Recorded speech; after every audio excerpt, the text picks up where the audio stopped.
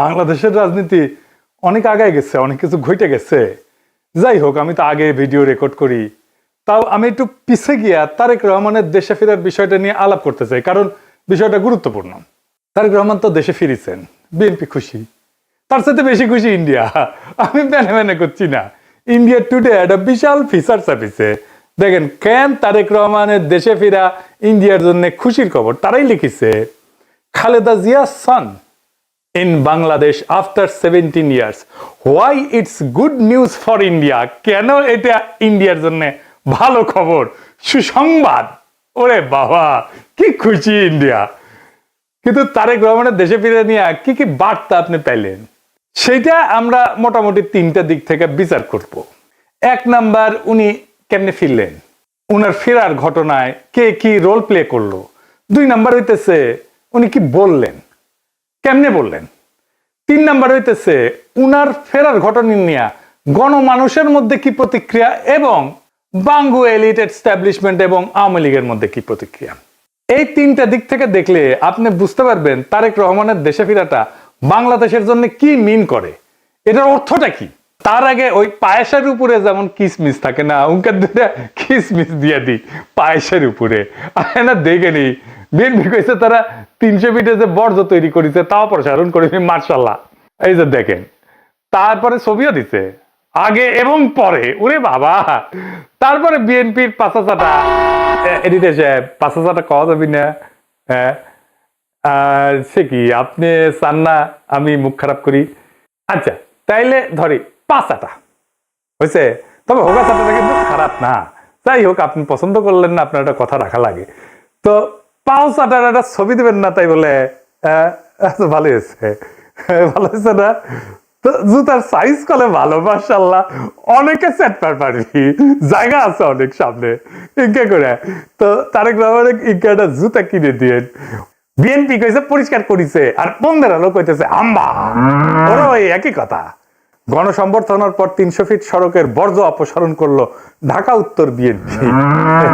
তো আসেন না, বিএনপির ওটা তো ছবি দেখলেন, স্টিল ছবি, একটা ভিডিও দেখেন, বিএনপির কর্মীরা পরিষ্কার করছে, ভালো লাগবে না? দেখেন 26 তারিখ সকালে 300 ফিট এলাকায় গিয়ে দেখা যায় জমে থাকা ময়লার স্তূপ পরিষ্কার করছেন ঢাকা উত্তর সিটি কর্পোরেশনের পরিচ্ছন্নতা কর্মীরা। বিএনপির অফিসিয়াল পেজ থেকে দাবি করা হয়েছে ময়লা পরিষ্কার করছে, সমস্ত ময়লা পরিষ্কার করছে বিএনপি, কিন্তু আসলে না, কথাটি মিথ্যা। পুরো অংশের অধিকাংশ অর্থাৎ 90% বর্জ্য ময়লা পরিষ্কার করেছে ঢাকা উত্তর সিটি কর্পোরেশন। দেখেছেন কারা করিচ্ছে পরিষ্কার? 148 টন বর্জ্য পরিষ্কার করছে সিটি কর্পোরেশন। কেমন ধাপ্পা দেয় দেখেন। আরেকটা জিনিস দেখবেন, আর একটা কিসমিস, পায়েসের উপরে কিসমিস।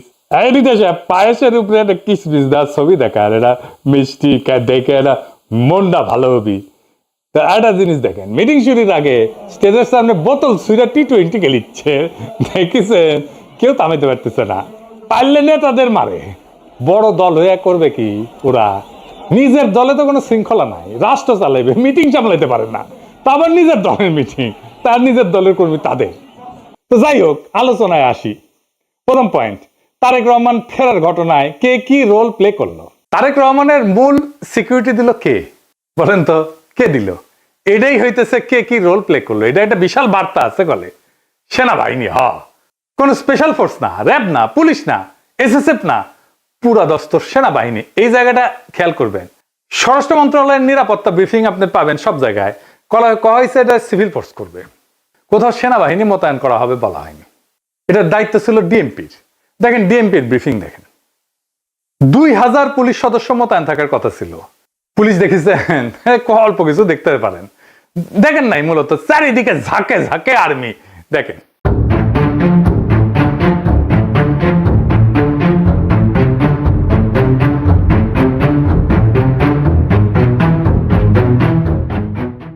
বাংলাদেশে কেউ কখনো এরকম নজিরবিহীন নিরাপত্তা পায় নাই, বাংলাদেশের ইতিহাসে পায় নাই, কোন রাষ্ট্রপ্রধান পায় নাই।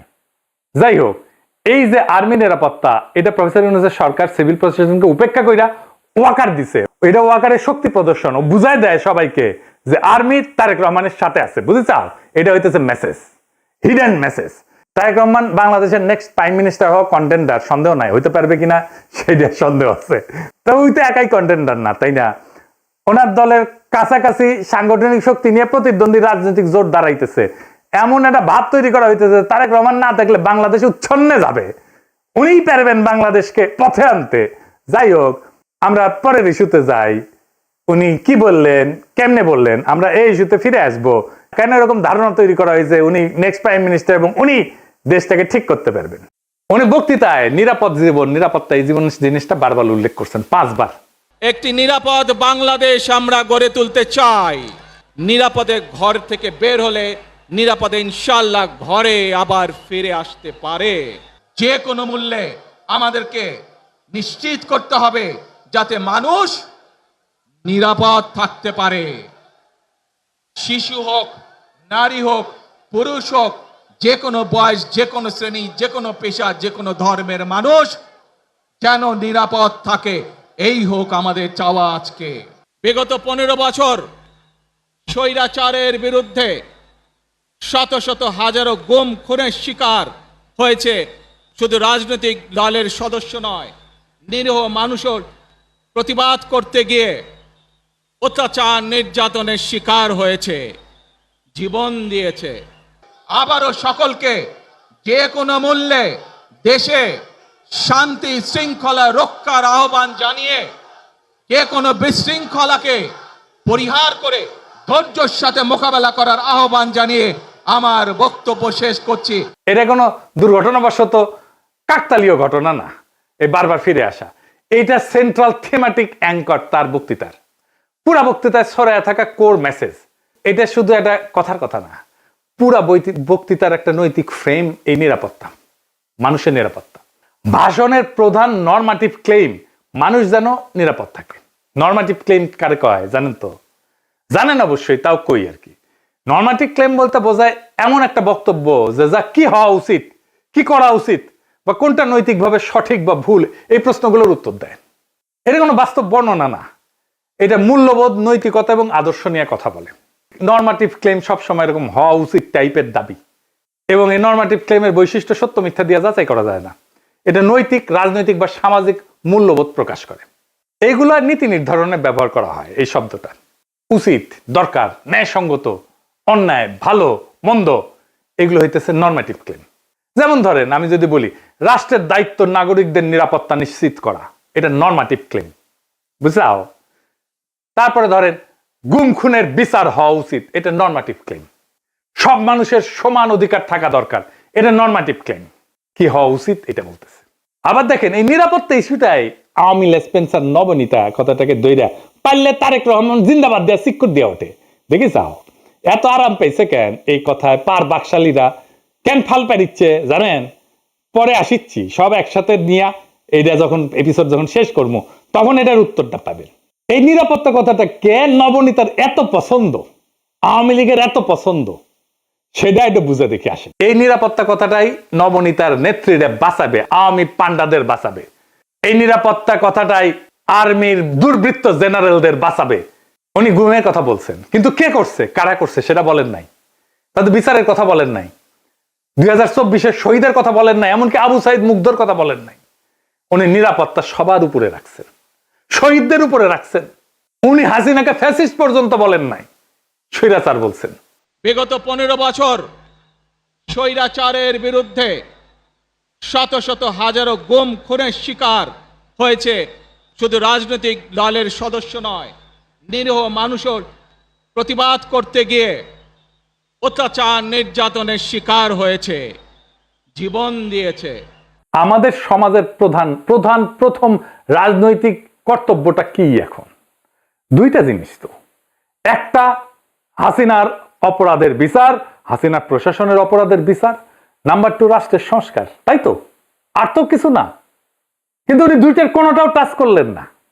উনি নিরাপত্তা, মানুষের নিরাপদ জীবন দিয়ে ন্যায় বিচার, সংস্কার সবকিছু উড়াই দিলেন। তো তাইলে এই ভাষণ আমাদেরকে কোথায় নিয়ে যাচ্ছে? আমাদের এখন একটা সোজা প্রশ্ন তুলতে হবে যে রাজনৈতিক ভাষণের নিরাপত্তা যখন প্রধান ফ্রেম হয়ে ওঠে তখন ন্যায় বিচার কোথায় যায়, সংস্কার কোথায় যায়? এই প্রশ্নটা বুঝতে হইলে আগে একটা পার্থক্য বুঝতে হবে। আসেন সেটা বুঝে দেখি। ন্যায় বিচার ফ্রেম ন্যায় বিচারের প্রশ্ন তোলে, কে অপরাধ করছে, কার দায়, কার শাস্তি, কি শাস্তি, কোন আদালতে, এইগুলো কেন্দ্রে থাকে, মানে অ্যাকাউন্টেবিলিটি। আর নিরাপত্তা ফ্রেমে এটাতে কি থাকে? এইদিকে লেখেন, মানুষ যেন ভয় না পায়, সংঘাত না হোক, আর কোনো ঝামেলা না হোক, স্থিতিশীলতা আসুক, সবাই নিরাপদ থাকুক, এটার কেন্দ্রে থাকে স্ট্যাবিলিটি। এই তারেক রহমানের বক্তৃতায় নিরাপত্তা ফ্রেমটা ন্যায় বিচার ফ্রেমের উপরে বসানো হয়েছে, সবার উপরে। কিভাবে? গুম খুন বলা হয়েছে, কিন্তু বলা হয়নি কে করছে, কোন বাহিনী করছে, কিভাবে বিচার হবে। কিন্তু বলা হচ্ছে যে কোনো মূল্যে যেন মানুষ নিরাপদ থাকে। এই এক লাইনে যেটা ঘটে যায় সেটা অতীতের সমস্ত অপরাধ ভবিষ্যতে স্থিতিশীলতা দিয়ে ঢাইকা দেওয়া হয়। বিচারের বদলে স্ট্যাবিলিটি, জাস্টিসের বদলে শান্তি। এটাই জাস্টিস, ন্যায় বিচার, বিচারকে ডিনাই করার কৌশল। বিচার সংস্কার এটা যদি কেন্দ্রীয় কথা হইতো, তাইলে বিচার, দায়, ট্রাইব্যুনাল, সংস্কার এগুলোই মূল বক্তব্যের বিষয় হতো, বারে বারে আসতো। কিন্তু এখানে আসছে মানুষ যেন নিরাপদ থাকে, মানে ন্যায় বিচার পরে, নিরাপত্তা আগে। নিরাপদ থাকবে কেমনে? যে অপরাধগুলো হয়েছে সেটার বিচার না হলে নিরাপত্তা কোত্থেকে আসবে? এটা কি ইচ্ছা করে করছে? হ্যাঁ, ইচ্ছা করে করছে। ন্যায় বিচার বললে ওয়াকার ডরাইবে, ন্যায় বিচার বললে পুলিশের দুর্বৃত্ত পুলিশ অফিসাররা ডরাইবে, ন্যায় বিচার বললে হাসিনা ডরাইবে, আওয়ামী লীগ ডরাইবে। এই নিরাপত্তা ফ্রেমের ভেতরে কি আছে জানেন? এই নিরাপত্তা ফ্রেমের মধ্যে লুকায় আছে আওয়ামী লীগের দায় মুক্তি। কোন আইন করে ক্ষমা না, কিন্তু বিচার না হওয়া। আইন করে ক্ষমা করবে না, কিন্তু বিচারই করবে না। কারণ গুম খুন আছে, দায়ী তো কেউ নাই, কে করছে সেটা তো বলে নাই। বিচারের রোডম্যাপ নাই, নির্বাচনের রোডম্যাপ নিয়ে পাগলা হয়ে গেছিল। বিচারের কোনো রোডম্যাপ নাই। যত সময় যাবে অপরাধগুলো ঝুলে যাবে না। এই কারণেই তরুণদের রাজনৈতিক দল এনসিপি বিএনপির সাথে নাই। কারণ তরুণরা তো জানতে চাইবে কে করলো, কেন করলো, শাস্তি কি। নিরাপত্তার ফ্রেম তারেক রহমানের এই উত্তর দেবে না। বিএনপি আর তার বুদ্ধিজীবীরা বুঝতেই পারতেছে না, ন্যায় বিচারকে পিছাই দিলে ভবিষ্যতের বড় রাজনৈতিক সংকট তৈরি হয়। মানুষ যখন বিচারহীনতা দেখবে নিজের হাতে আইন তুলে নেবে। আর শেষ বিচারে তো বিচারহীনতা কোনো ইনসাফ না। যে রাজনৈতিক দল ন্যায় বিচারকে স্থিতিশীলতার নামে পিছায় দেয়, সে একদিন স্থিতিশীলতাকেই হারায় ফেলবে। আর একটা বিষয় হইতেছে, উনি বক্তা হিসেবে ভালো না, মানে নো অফেন্স, উনি বক্তা হিসেবে ভালো না। উদ্দীপনামূলক বক্তব্য উনি দিতে পারেন না। এমন একটা বিশাল অডিয়েন্স পেলে শেখ মুজিব তো ফাটায় ফেলতো। আমাদের এনসিপির নেতারা ভালো বক্তব্য দেয়, হাদিও ভালো বক্তব্য দিত। এই বক্তব্যটা অনেক মানুষ অনেক দিন ধরে মনে রাখবে না। এই বক্তব্য অনেক দিন অনেক মানুষ মিলে শুনবে, এটা হবে না। এইবার আসেন দেখি ওনার ফেরার ঘটনা নিয়ে গণমানুষের মধ্যে প্রতিক্রিয়া কি। আমরা তো আগে বুঝলাম এই সমাবেশ কোনো বড় উদ্দীপনা জাগাইতে পারে নাই মানুষের মধ্যে, কিন্তু মিডিয়া যা হাইপ তুলছে তা বিস্ময়কর। এমন তেলাইতেছে, তারে মার্টিন লুথার কিং বানাই দিছে। এমন তেলাইতেছে তারেক রহমানকে যে তারেক রহমান ভবিষ্যতে প্রধানমন্ত্রী কইয়া পরিচয় করাইতেছে। এটা দেখা খুবই বিরক্তিকর। মিডিয়া হাইপ তুলছিল 2004 সালে ভারতীয় লোকসভা নির্বাচনে, ইন্ডিয়া শাইনিং কইয়া বিজেপি নির্বাচনে নামছিল, গোহারা হারিছে। হিলারি ক্লিন্টন কেও মিডিয়া একদম হাইপ তুলছিল 2016 সালে, গোহারা হারছে ট্রাম্পের কাছে। ব্রেক্সিটেও প্রেডিকশন ছিল ব্রিটেন ইউরোপিয়ান ইউনিয়নে থাকবে, থাকে না। এটা মিডিয়ার প্রেডিকশন ছিল। মিডিয়া ফ্রেম করতেছে তারেক রহমানকে ভবিষ্যতে প্রাইম মিনিস্টার হিসেবে, এটা হবে বিএনপির জন্য ডিজাস্টার। ঐতিহাসিকভাবে প্রমাণিত যে জনগণ মিডিয়ার ভুল বা বায়াস প্রেডিকশনকে কেবল ভুল হিসাবে পাঠ করে না, তারা এটাকে ম্যানিপুলেশনের চেষ্টা হিসেবে বোঝে। 2016 সালের নির্বাচনের পরে পিউ রিসার্চ সেন্টার ধারাবাহিক জরিপ করছিল, এখানে বলতেছিল যে মিডিয়া ট্রাস্ট কনজারভেটিভদের মধ্যে এইটা ইতিহাসের সবচেয়ে নিচে নামে আসছে। মিডিয়ার ট্রাস্ট, মিডিয়ার বিশ্বাস। এবং অনেক তথ্যদাতা সরাসরি বলছে যে মিডিয়া আমাদেরকে বলার চেষ্টা করছে যেটা হবে, এবং তারা ভুল বলছে। এটাকে এজেন্ডা সেটিং হিসেবে মানুষ দেখে, মিডিয়া কভারেজ হিসেবে দেখে না। ফুকুয়েটারে বলছিল যখন জ্ঞান বর্ণনা না করে মিডিয়া নির্দেশ দিতে চায় জনগণকে, তখন তা ক্ষমতায় রূপ নেয়। তারা তারেক রহমানের ক্ষমতা তৈরি করতেছে, মিডিয়া ক্ষমতা, ভার্চুয়াল ক্ষমতা তৈরি করতেছে। আর হান্না হান্ড্রেড বলছিল যে এমন ক্ষমতা জনগণ নীরবে সহ্য করে না, সে প্রত্যাখ্যান করে। তাই বহু নির্বাচনে আমরা দেখি জনগণ ব্যালট ব্যবহার করে কেবল কোন প্রার্থীর বিরুদ্ধে না, ভবিষ্যতে আগেই লিখে রাখা মিডিয়া ন্যারেটিভের বিরুদ্ধে প্রতিশোধ নেয়। বাংলাদেশের জনগণ এই যে তারেক রহমান আগামীর প্রধানমন্ত্রী, এই মিডিয়া ন্যারেটিভের বিরুদ্ধে প্রতিশোধ নেবে, লিখে রাখতে পারেন আজকের কথা। তারপরে ধরেন পাবলিকের যা হয়রানি হয়েছে দেখেন একটু, দেখেন কি পরিমাণ লোক এয়ারপোর্ট থেকে সবাই লাগেজ মাথায় করে কিন্তু বের হচ্ছে। দেখেন, আপনারা দেখলে অবাক হয়ে যাবেন যে শত শত না হাজার হাজার লোক আটকে পড়েছিল, যারা প্রবাস থেকে বাংলাদেশে আজকে আসছে বা কালকে রাত্রে যারা আসছে বের হয়ে যেতে পারছে, আজকে যারা আসছে সহজে কিন্তু সকালবেলা বের হতে পারে নাই। এখন তারেক রহমান সাহেব বের হয়ে গেছে সবাইকে বের হওয়ার ব্যবস্থা করছে এবং সবাই বের হয়ে যাচ্ছে। আর একটা হয়রানি দেখেন পাবলিক কি করছে।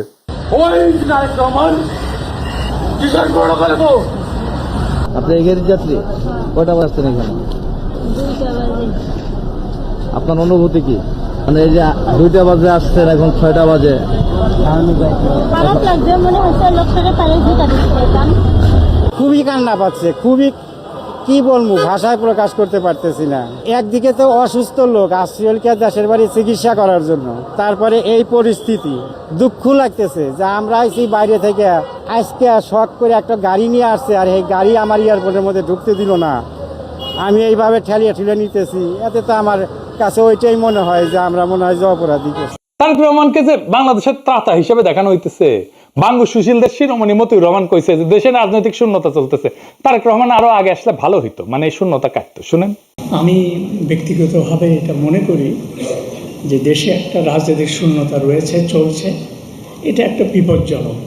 আমি সবসময় ভাবতাম বা এখনও মনে করি যে বিএনপির ভারপ্রাপ্ত চেয়ারম্যানের আর একটু আগে, বেশ একটু আগে যদি আসতে পারতেন, তাহলে এক্ষেত্রে হয়তো বিএনপি এবং দেশের মধ্যে একটা ভালো সুবিধাজনক অবস্থা তৈরি হতে পারত। তাকে বাংলাদেশের রাজনীতিতে অপরিহার্য প্রতীকে পরিণত করা হয়েছে। তারেক রহমানের রাজনৈতিক শক্তি যেদিন থেকে তারেক রহমানকে রাজনীতিতে অপরিহার্য প্রতীকে পরিণত করা হয়েছে, তারেক রহমানের রাজনৈতিক শক্তি সেদিনই শূন্য হয়ে গেছে। তারেক রহমানকে ছাড়া বিপ্লব হইল না একটা, ওনাকে ছাড়া তো ওনাকে ছাড়া দেশ বাঁচবে না, রাষ্ট্র বাঁচবে না, এটা একটা কথা। জনগণের কোনো এজেন্সি নাই, যে নেতাকে অপরিহার্য বানানো হয় সে আর কোনো রাজনৈতিক অ্যাক্টর থাকে না, সে পরিণত হয় একটা স্থির মূর্তিতে যাকে সবাই রক্ষা করে কিন্তু কেউ চালাইতে চায় না। কারণ রাজনৈতিক অ্যাক্টর হওয়ার মানে হইল সিদ্ধান্ত নেওয়া, আর অপরিহার্য হওয়ার মানে হইল সিদ্ধান্ত এড়ায় যাওয়া। সিদ্ধান্ত মানেই ঝুঁকি, আর ঝুঁকি মানেই প্রতীকের ক্ষয়। তাই সেই নেতার চারপাশে এমন এক সুরক্ষা বলয় তৈরি করা হয় যেখানে প্রত্যেকটা সম্ভাব্য সিদ্ধান্ত আগে আটকায় যায়। সে কথা বলে সাবধানে, নড়ে অনুমতি নিয়া, কার্যত উন্নতের সিদ্ধান্তের বাহক হইয়া ওঠে। আর সে ব্যর্থতার দায় নিতে পারে না, কারণ দায় নেওয়া মানে তো মানুষের কাতারে নামায় না, সেই প্রতীক ভেঙে যাওয়া, যে অপরিহার্য ফ্রেম তৈরি করা হয়েছে, এই ন্যারেটিভ ভেঙে যায়। ফলে রাজনীতি ব্যক্তির হাত ধরে আগায় না, ওই ব্যক্তিকে ঘিরে জমে থাকে, জমাট হইয়া থাকে। তারেক রহমান কোনো সিদ্ধান্ত নিতে পারতেছে না, আমি দেখাই দেবো সিদ্ধান্ত নিতে পারতেছে না, ওটা আমি দেখাই দেবো এই কয়েকদিনের মধ্যেই। এই অবস্থায় নেতার উপস্থিতি শক্তির চিহ্ন না, বরং স্থবিরতার প্রমাণ।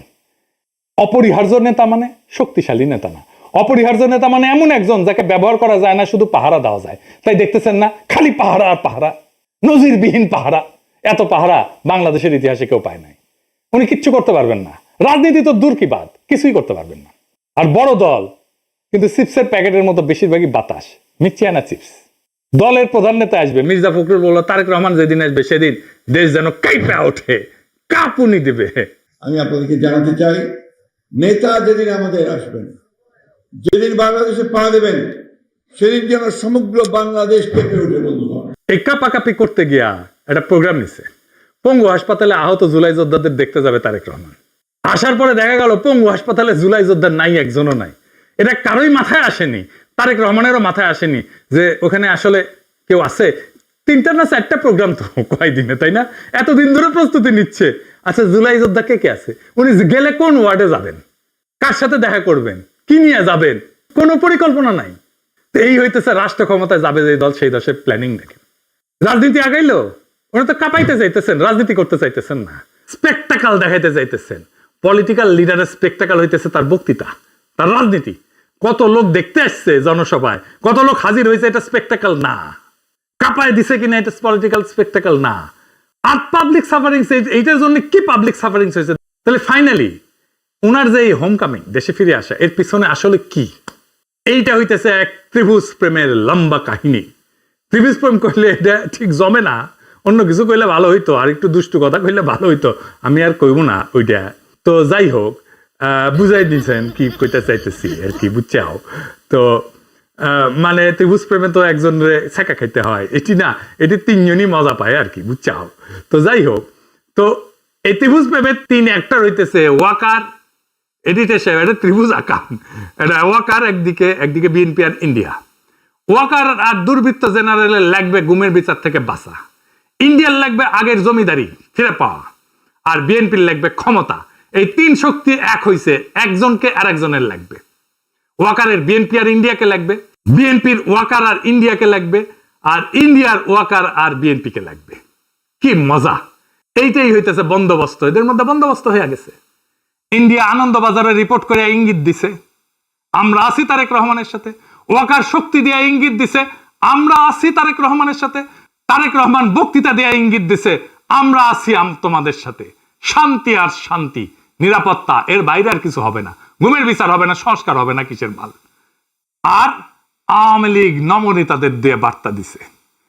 শুধু তাই না, এই যে দেখেন আশরাফুল আলম খোকন, হাসিনার পিএস, কি বলে দেখছেন? তারা বলে তারা বিএনপির পাশে দাঁড়াইছে।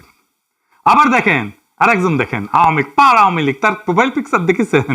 হ্যাঁ, সঞ্জিদা খাতুনের ছবি দিছে, তার সেরা ছবিটা দিছে, দুঃখ ভাব একটু, বুঝছাও তো। ওই কয় যে গরু দুধ দেয় তার নাকি লাথি খাওয়া যায়, মানে বিএনপি দুধ দিচ্ছে এখন। বিএনপির আবার দুধও আছে। না আছে আছে, সত্যি আছে, আমি মিছা কথা কইতেছি না, আমি দুষ্টামি করিছি না। বিএনপির দুধু আছে, আসলেই আছে। এই যে দেখেন বিএনপির দুধু, দেখিস বিএনপির দুধু আছে। বিএনপির দুধু দিয়ে দিছে আওয়ামী লীগকে। যাই হোক, আপনি কিছুদিন পরে দেখবেন পার নাস্তিক গুলা দাঁড়াইতেছে বিএনপির পাশে এবং তারা বলতেছে আমরা বিএনপিকে ভোট দিব। আমি দেখাই দিব, বলতেছে তারা পার নাস্তিক, যাদেরকে ঘৃণা করেন আপনারা। বিএনপিকে ক্ষমতা আনার জন্য এই সবগুলো শক্তি এক হয়েছে। কেন্দ্র দখল করবে, প্রশাসনকে কাজে লাগায়, পুলিশকে কাজে লাগায়, গুন্ডা আর হুন্ডা দিয়ে নির্বাচন হবে, আর্মি বসে থাকবে অথবা আর্মিও পিটাবে পাবলিককে, ব্যালট বাক্স লুট হবে। আওয়ামী লীগের পুরো সংগঠন বিএনপির জন্য কাজ করবে, টাকা আসবে, খালি টাকা আর টাকা, লুট করা টাকা ফেরত আসবে কিছু। নির্বাচন প্রচারণার জন্য এই 4 বান্ডেল দিলাম ব্যানার পিস্টন করার জন্য। আর এটি লাগাইবা শুধু মোটরসাইকেল বহরের জন্য, মোটরসাইকেল নিয়ে আসবা 7টা, ঠিক আছে, দেখে নিয়ে আসবা। আর এটি রাখো শুধু নির্বাচনের দিন চা সিগারেট খাওয়াইবা মানুষকে। আর এই 7-8 বান্ডেল যদি আছে, সকালবেলা সীসা খাইবা, হ্যাঁ সীসা খাইবা বৈশা। আমি পাস করবো না, সমস্যা নেই। সেই টাকা বিএনপি নির্বাচনের জন্য কাজে লাগবে। এই জন্য খোদা বক্সকে সরাই দিছে প্রফেসর ইউনূসের সরকার। প্রশাসন, পুলিশ, জেনারেলরা মাথায় রাখেন, এই নির্বাচন আমাদের আজাদির নির্বাচন। সংসদের কাজ রাষ্ট্রে ইনসাফ কায়েম করা। আমার আগের ভিডিওটা দেখে নিয়েন, বিস্তারিত আলাপ করছি কিভাবে সংসদ আইন তৈরির মাধ্যমে সমাজের মাঝে থাকা ইনসাফের ধারণা রাষ্ট্রের আইনের মধ্যে ঢুকে দেয়। রাষ্ট্রকে ইনসাফমুখী করে তোলে সংসদ। এই ইনসাফের রাষ্ট্রই আমাদের আজাদির দিকে নিয়ে যায়। আমাদের প্রত্যেকটা ভোটকে আমাদের মাঠে রক্ষা করতে হবে। প্রশাসন যদি গণরায়কে ছিনায় নিতে চায়, তাহলে ভোট ডাকাতদের এইবার বিতাড়িত করব বাংলাদেশ থেকে। আর এইবার প্রশাসনের, পুলিশের কাউরে যদি পক্ষপাত করতে দেখা যায়, কোনো মাপ কিন্তু নাই। আগামীর সরকার বিএনপির হবে না, প্রফেসর ইউনূসের সরকারের মতো ধ্বজভঙ্গ সরকারও হবে না। তাই খুব খেয়াল, ভোট রক্ষার লড়াইয়ের জন্য তৈরি হন। এইবার ভোট দিলেই হবে না, কেন্দ্র পাহারা দিতে হবে, প্রত্যেকটা ভোটকে আমাদের রক্ষা করতে হবে। আর এক নতুন ভোট আনার লড়াইয়ের জন্য তৈরি হন।